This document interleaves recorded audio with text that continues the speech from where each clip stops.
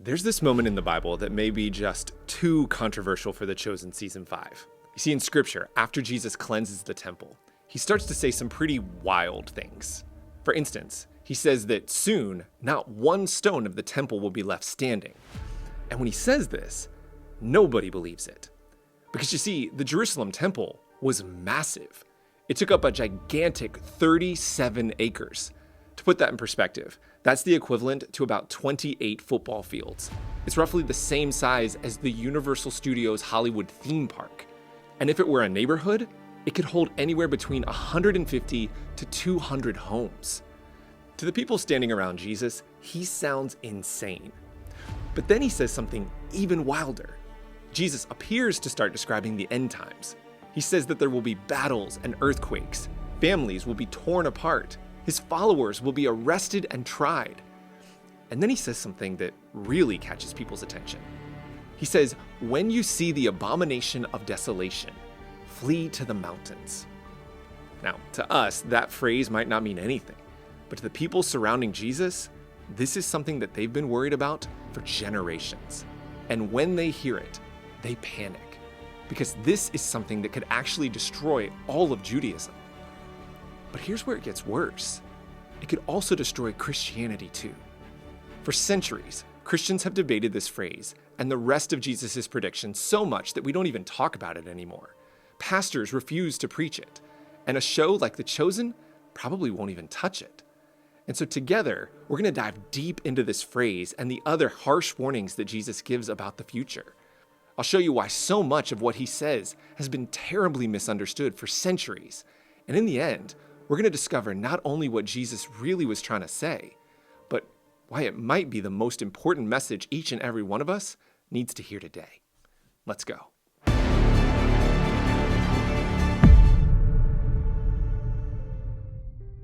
So it all starts on Palm Sunday. After Jesus rides in like a king, things suddenly start to fall apart. One by one, Jesus encounters all of the major religious groups in the temple, and he battles each of them. He debates with the Sadducees about marriage and heaven. He humiliates a group of Pharisees over paying taxes, and he even physically assaults a bunch of vendors. And then, once it feels like he's finally let off enough steam, he says something even worse. He says, "Do you see all these great buildings? Not one stone here will be left on another.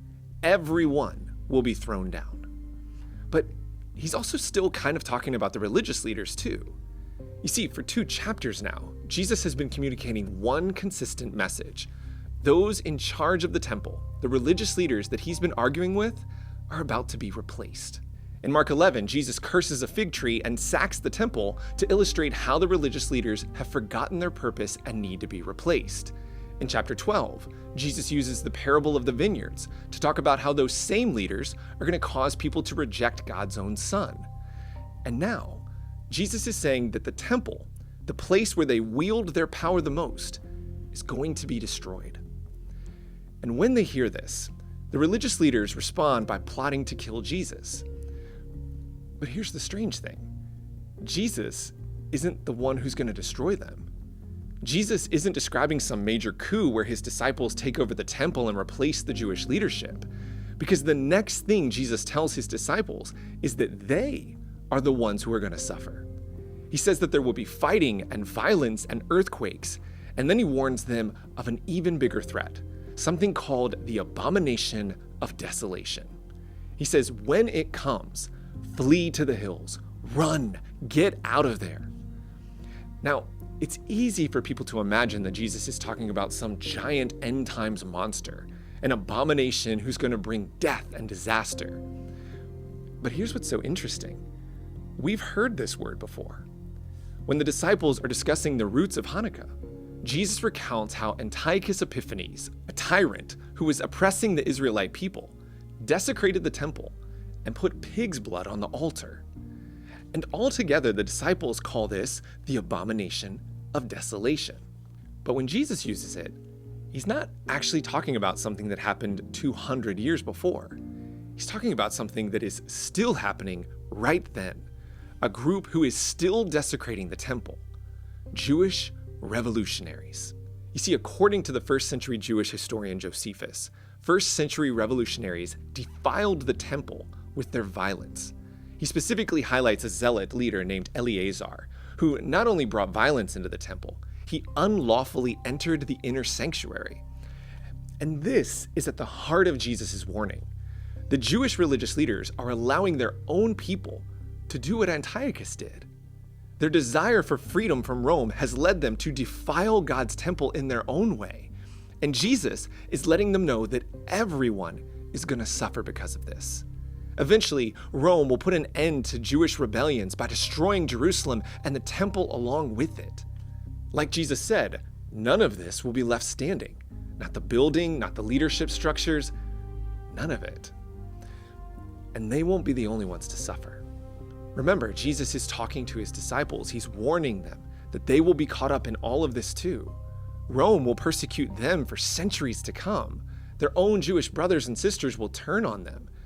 Things are about to get dark, and they won't escape what's coming. In fact, this is part of what it means to be chosen. As followers of Jesus, we will suffer. In fact, we dive deep into this in this month's Beyond the Words membership, where we're focusing on what it means for us to be chosen. What does it look like to follow Jesus like the early disciples did?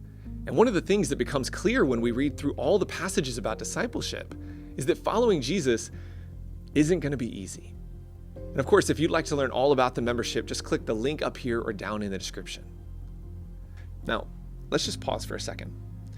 If what we've read so far is all that this passage is about, it's all that Jesus said, then this really wouldn't be a big deal.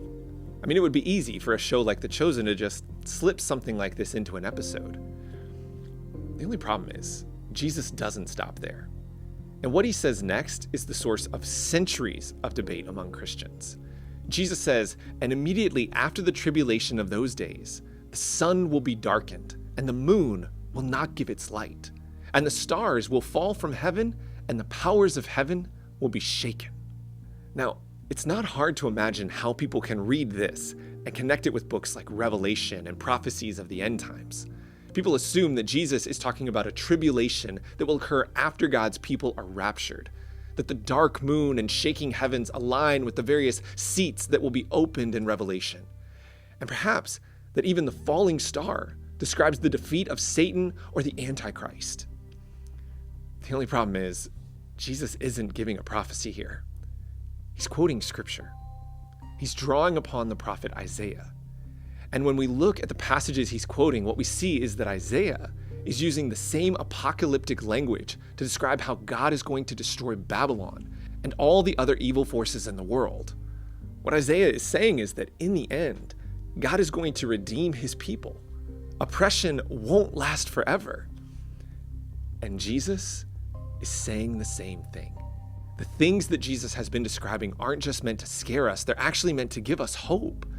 Now, I know that sounds absurd, right? We picture scenes like this and we wonder, how on earth is this hopeful? But this isn't what Jesus is describing. He isn't describing one moment when everything falls apart. He's describing hard times that last for years, pain that doesn't seem to go away.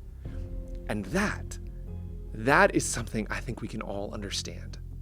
There isn't one person in the world who doesn't know what it's like to lose a loved one, or to see people you love suffer, struggle with years of loneliness, or work so hard only to feel like you're barely scraping by.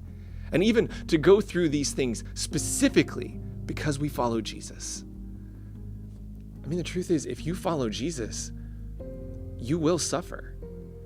And rather than letting passages like this separate us because we have different interpretations of what Jesus is saying, we should let it unite us around this one thing that we all share, this reality that following Jesus is hard.